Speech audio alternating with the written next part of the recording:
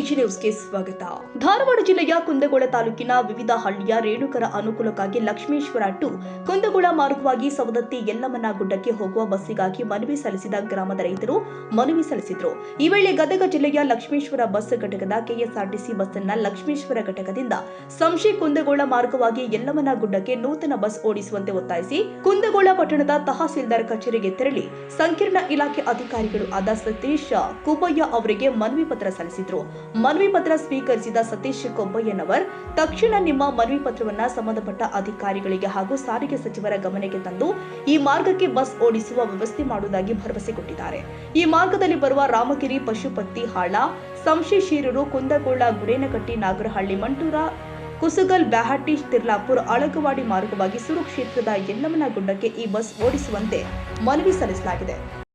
ಲಕ್ಷ್ಮೇಶ್ವರ ಘಟಕದಿಂದ ಸವದತ್ತಿ ಯಲ್ಲಮ್ಮನ ಗುಡ್ಡಕ್ಕೆ ಇಲ್ಲಿ ಕುಂದಗೋಳ ಹಾಗೂ ಅನೇಕ ಭಕ್ತಾದಿಗಳು ಇರುವುದರಿಂದ ನಾವು ಸಾರಿಗೆ ಇಲಾಖೆಗೆ ಸಾಕಷ್ಟು ಬಾರಿ ಮನವಿ ಸಲ್ಲಿಸಿವಿ. ಆ ಮನವಿ ಸಲ್ಲಿಸಿದ್ರು ಯಾವುದೇ ಸ್ಪಂದನೆ ಸಿಕ್ಕಿಲ್ಲ.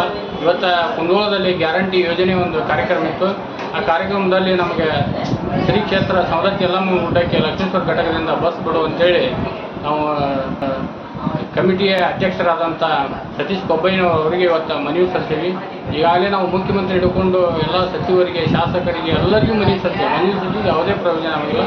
ಮುಂದಿನ ದಿನಮಾನಗಳಿಗೆ ಬಸ್ ಬಿಡುವುದಿಲ್ಲ ಅಂತಂದ್ರೆ ಯಲ್ಲಮ್ಮನ ಭಕ್ತಾದಿಗಳು ಹಾಗೂ ರೈತರು ಎಲ್ಲರೂ ಸೇರಿಕೊಂಡು ನಾವು ಬಸ್ ಬಿಡುವವರೆಗೂ ಅಮಾಂತ ಸತ್ಯಾಗ್ರಹ ನಾವು ಮಾಡೋಕ್ಕೆ ನಿರ್ಧಾರ ಮಾಡಿಕೊಂಡು ಇವತ್ತು ಮತ್ತೆ ಗ್ಯಾರಂಟಿ ಮೀಟಿಂಗ್ನೊಳಗೆ ಸತೀಶ್ ಕೊಬ್ಬಯ್ಯನವರಿಗೆ ಒಂದು ಮನವಿ ಸಲ್ಲಿಸಿವಿ. ಅವರು ತಕ್ಷಣ ಸಂಬಂಧಪಟ್ಟ ಸಚಿವರಿಗೆ ಪತ್ರ ಬರೆದು ನಮ್ಮ ಬೇಡಿಕೆಗಳನ್ನು ಈಡೇರಿಸಬಹುದು ಅಂತೇಳಿ ಭರವಸೆ.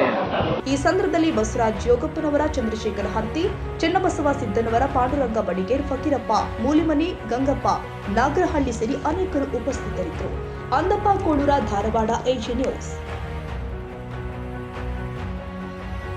ಕನ್ನಡಿಗರ ಮೆಚ್ಚಿನ ನಿಮ್ಮ ಎಜೆ 24/7 ನ್ಯೂಸ್ ಕನ್ನಡ ವಾಹಿನಿ ಇದೀಗ ಟಿವಿಯಲ್ಲಿ ಲಭ್ಯ.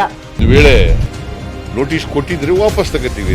ಇವತ್ತು ವಕ್ಫ್ ಪ್ರಾಪರ್ಟಿ ಅಂತೇಳಿ ಬರ್ತದೆ ಅಂತ ಹೇಳಿದ್ರೆ ರೈತರ ಬೀದಿಗೆ ಬಂದ್ರೆ ಏನ್ ಮಾಡ್ಬೇಕಾಗತ್ತೆ? ಯಾರು ವೋಟ್ ಹಾಕಲಿಲ್ಲ ಅಂದ್ರೆ ಗ್ಯಾರಂಟಿನೆಲ್ಲ ಸ್ಟಾಪ್ ಮಾಡ್ಬಿಡ್ತೀವಿ.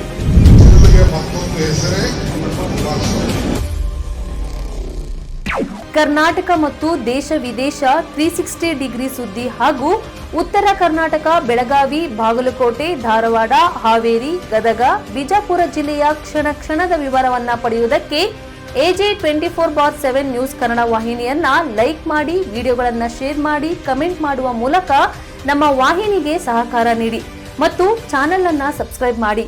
ಧನ್ಯವಾದಗಳು.